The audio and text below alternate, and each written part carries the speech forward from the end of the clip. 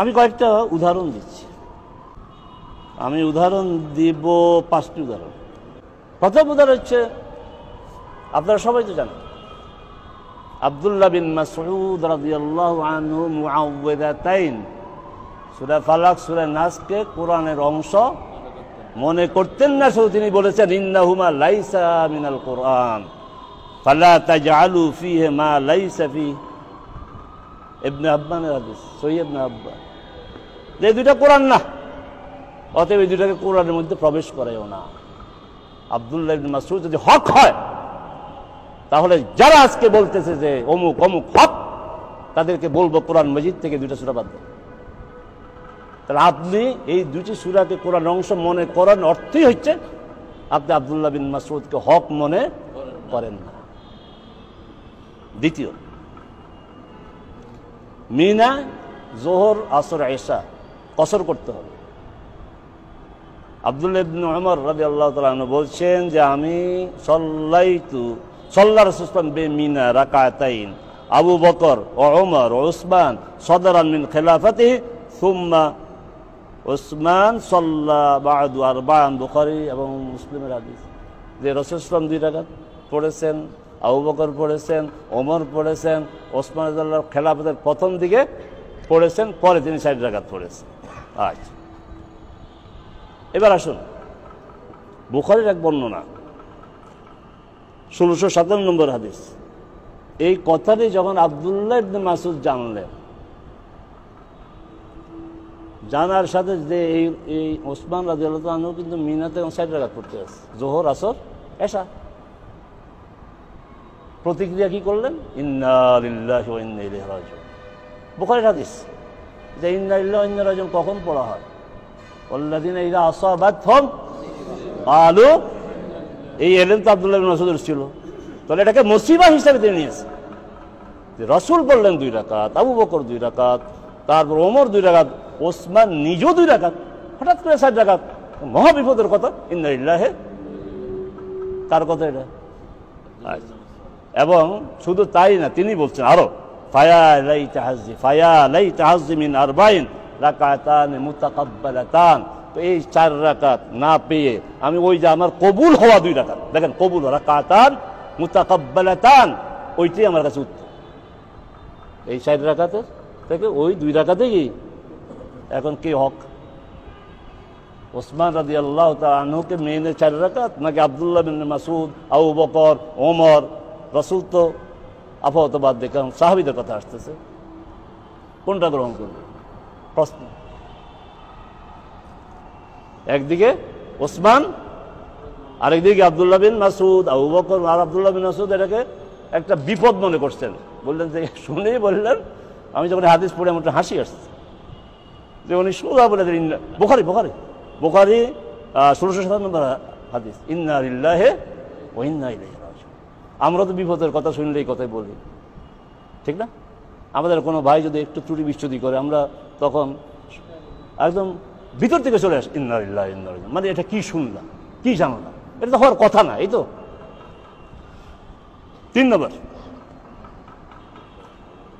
গোসল ফরজ হলে পানি নেই, কি করতে হবে? তায়াম্মুম করতে হবে। এবার আসেন, আমার পরে নবী হলে কি হতো? ওমর রাদিয়াল্লাহু তাআলা এটা স্বীকার করেন না। এক ব্যক্তি এসে, বুখারীর হাদিস 346 347, কি বললেন? এক লোক এসে ওমর রাদিয়াল্লাহু তাআলা জিজ্ঞাসা করলেন যে আমি আসাবতু জুনুবান ওয়ালা মাজিদ মা, তখন বলছে সালাত আদায় করবে না। আম্মার বিন ইয়াসির বলছেন, আমির আপনার কি মনে নাই এই ঘটনা ঘটছিল? তা আমি মাটিতে গড়াগড়ি করছি, আপনি নামাজ পড়েন নাই। রাসূল সাল্লাল্লাহু আলাইহি ওয়াসাল্লামের কাছে এসে বলার পর রাসূল বললেন, না, তোমার এই গড়াগড়ি দরকার ছিল না, ইয়াকফিকা হাযা, মাটি এইভাবে করে একদম প্র্যাকটিক্যাল এটা করলেও চলতো। ইত্তাকিল্লাহ ইয়া আম্মার, দিলে একটা ধমক লাগে, আল্লাহর ভয় কর আম্মার। ঘটনা ঘটছে, তখন আম্মার ভয় পেয়ে গেছে, আপনি এটা অপছন্দ করেন, আমি আর বলবো না। আপনি যদি এই কথাটা অপছন্দ করেন, এটা আমি বলবো। বুখারীর হাদিস। আচ্ছা, আব্দুল্লাহ বিন মাসউদ রাদিয়াল্লাহু তাআলা আনহুর একই কথা, যে এটা আবু দাউদে আছে, তিনি ওই মাসলাক যে গোসল ফরজ হইলে পানি না পাওয়া গেলে তায়াম্মুম না, যতক্ষণ পর্যন্ত পানি পাবে না সালাত আদায় করবে না। কোনটা হক? সাহাবায়ে কেরামের মধ্যে এই বিষয়ে কারো কোনো দ্বিমত ছিল না, শুধু ওমর রাদিয়াল্লাহু তাআলা আনহু আর আব্দুল্লাহ বিন মাসউদ এই মত তাদের ছিল যে না, যদি গোসল ফরজ হয় পানি না পেলে তায়াম্মুম করা যাবে না। কোনটা হক?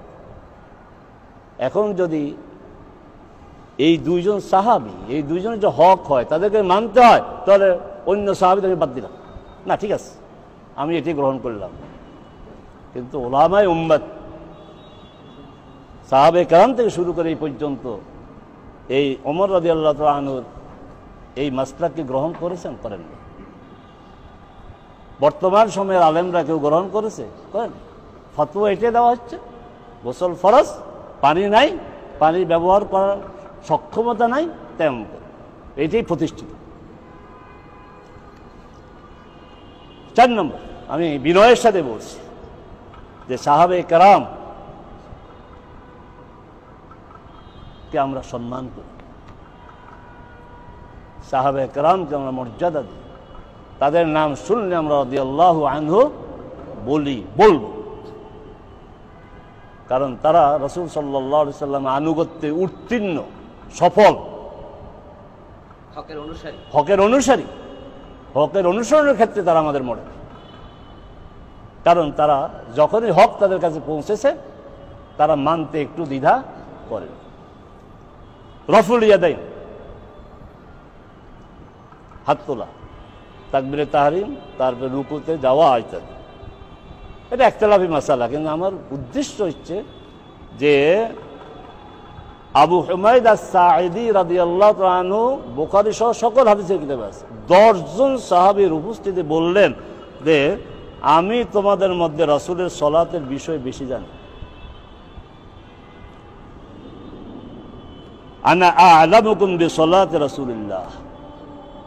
তখন উপস্থিত সবাই বলল ঠিক আছে, আপনি যখন বেশি জানেন একটু রাসূলের সালাতটা আমাদেরকে দেখান। যখন দেখাইল তখন সবাই বলল সাদাক্তা, হাকাযা কানা রাসূলুল্লাহ সাল্লাল্লাহু আলাইহি ওয়াসাল্লাম ইসাল্লি, যে আবু হুমায়দ আস-সাঈদী আপনি ঠিক বলেছেন, এইভাবে রাসূল সালাত আদায় করছেন। কয়জন সাহাবী? 10 জন, এবং তিনি রফিয়া দেন করেছেন। বিপরীত দিকে আলকামা রাদিয়াল্লাহু তাআলা হাদিস আবু দাউদ, যে আব্দুল্লাহ বিন মাসউদ বলছেন আলা উসাল্লি বিকুম সালাত রাসূলিল্লাহ, আমি কি রাসূলের সালাত আদায় করে দেখাবো? ফাসাল্লা ফালাম ইয়ারফা ইদাইহি ইল্লা মাররা, একবার মাত্র তুলেছেন। কোনটা হক? আবু হুমায়দ আস-সাঈদী 10 জন সাহাবী, আর এখানে আব্দুল্লাহ বিন মাসউদ একজন, বাকি যা উসাল্লি বিকুম, আমার একটা বিশ্লেষণ আছে এর উপরে, উসাল্লি বিকুম যে বলছে তোমরা, তোমরা সাহাবী না তাবিঈ? তাবিঈ হইলে আদৌ কোনো সাহাবী ছিলেন অস্পষ্ট, এখানে পরিচয় নাই, তোমরা কারা কোনো পরিচয় নেই। সাহাবী হইতে পারে, নাও হতে পারে, তাবিঈ হতে পারে, বা তাবিঈ সাহাবী মিক্স হতে পারে, কিন্তু ওখানে একদম বাছাই করা 10 জন সাহাবী। আচ্ছা, এখানে কোনটা অগ্রাধিকার দিবে এটা ফিকহি বিষয়, কিন্তু এখন বিষয়টা হচ্ছে 10 জন সাহাবী আবু হুমায়দ সহ তারা রফিয়া দেন করলেন, বললেন এটা রাসূলের সালাত। আব্দুল্লাহ বিন মাসউদ বললেন আমি তোমাদেরকে রাসূলের সালাত পড়াবো, তিনি হাত উঠালেন না, কাকে মানব? কোশ্চেন। 5 নম্বর, আব্দুর রহমান বিন আব্দুল কারি, এই যে তারাবির বিখ্যাত হাদিস বুখারী, রাসূল সাল্লাল্লাহু আলাইহি ওয়াসাল্লাম উবাই বিন কাবের নেতৃত্বে জামাতের আনুষ্ঠানিক ব্যবস্থা করলেন, হ্যাঁ ওমর রাদিয়াল্লাহু আনহু করলেন। কয়েকদিন পর আবার তিনি ওই পথ দিয়ে যাচ্ছিলেন, এই দৃশ্যটা দেখে তার খুব ভালো লাগলো। প্রতিক্রিয়া কি করলেন? নি'মাল বিদআতু হাযি, এই বেদাত ওই বেদাত না, আমাদের ভাইয়েরা ওই বেদাতের পক্ষে দলিল নেই, ওইটা না। তারপরে বললেন আল্লাতী ইয়ানামুন আনহা আফদাল মিন আল্লাতী ইয়াকুমুন। সকল হাদিসের ব্যাখ্যায় বলা হয়েছে, ওমর বলতে চেয়েছেন এখন যারা সালাত আদায় করে এদের চেয়ে ওরা উত্তম যারা ঘুমায়। কি বুঝলেন? যে এদের সে আল্লাতি ইয়ানামুনা আনহা আফদাল মিন আল্লাতি ইয়াকুমুন, যে এখন যারা 20 টাকা 8 টাকা তারাবি পড়তে এদের সে কারা ভালো? যারা ঘুমায়। হ্যাঁ, আল্লাতি মানে হাজিহি আল জামাআত ফারক আল্লাতি। আচ্ছা, তাহলে এখানে কি পাইলাম? দুইটা জিনিস পেলাম, যে ওমর রাদিয়াল্লাহু আনহু অন্তত ওই দিন তারাবি জামাতে পড়েন নাই, পাশ দিয়ে যাচ্ছিলেন। তাহলে এই তারাবিকে এত জটিল করে ফেলেছে।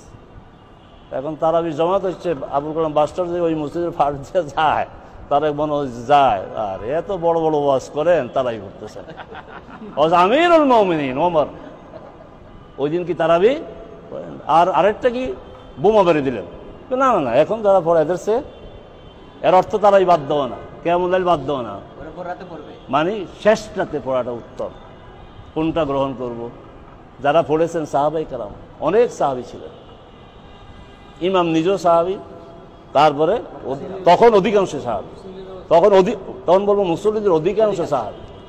ওসমান আলীর সময় বলবো যে অধিকাংশ বলবো না, বলেন তাকে মানে। সর্বশেষ যে কথা বলে আমি শেষ করব, যে বিষয় নিয়ে, যে পরিভাষা নিয়ে ঝগড়া, আমি একবার উচ্চারণ করে নিয়েছি এবং করব। সিফিনের একটা যুদ্ধ ইতিহাস থেকে বাদ দেন, এই সিফিনে কোনো যুদ্ধ হয় নাই, এর কোনো প্রতিপক্ষ ছিল না। একদিকে আলী রাদিয়াল্লাহু তাআলা আনহু আর একদিকে আবু মুসা আশআরী রাদিয়াল্লাহু আনহু। না না, এগুলি সঠিক কথা না। মুআবিয়া রাদিয়াল্লাহু তাআলা আনহু আর কে না আমর ইবনে আস রাদিয়াল্লাহু তাআলা আনহু, দুই পক্ষ না। এই সমস্ত পক্ষ ছিল না, সিফিন ছিল না, সিফিন নামে কোনো জায়গাও নেই। বাদ দিয়ে দেন, সমস্যার সমাধান হয়ে যাবে।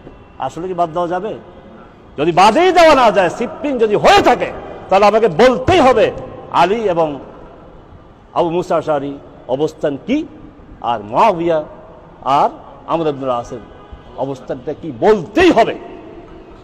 আপনি বলেন না, কিন্তু আমর ইবনে আস নিজেই বলতেছেন, সহিহ মুসলিমের হাদিস বলছে যে আমাকে যখন তোমরা মাটি দাও, ধীরে ধীরে মাটি করবা, এবং আমার মাটি দেওয়ার পরে তোমরা তাড়াহুড়া করে যাইবা না, একটা উট জবাই করে এই উটের গোশত বিতরণ হওয়া পর্যন্ত এতটা সময় তুমি দোয়া করবা। আব্দুল্লাহ ইবনে ওমর বললেন, আপনি এত চিন্তা করে, আপনি রাসূলের সাহাবী না? বললেন ঠিক আছে, আমি সাহাবী। 120 বছর হায়াত পেয়েছে। প্রথম 40 মারা গেলে আমি নিঃসন্দেহে জাহান্নাম, কোনো সন্দেহ নেই। পরের 40 মারা গেলে আমি আশা করতাম আল্লাহ আমাকে জান্নাতে নেবেন, কিন্তু পরের 40 নিয়ে আমি একটু চিন্তাগ্রস্ত। এই 40ই সিফিন। কাকে হক মানব? হক কেবলমাত্র আল্লাহ, তার রাসূল, তার দ্বীন, তার কোরআন, আর বাকি যারা আছি মুমিন সমাজ, তারা সবাই হকের অনুসারী। হকের অনুসারীদের শীর্ষে আছেন সাহাবায়ে কেরাম রাদিয়াল্লাহু আনহু ওয়া রাদু আনহু। আসসালামু আলাইকুম ওয়া রাহমাতুল্লাহি ওয়া বারাকাতুহু।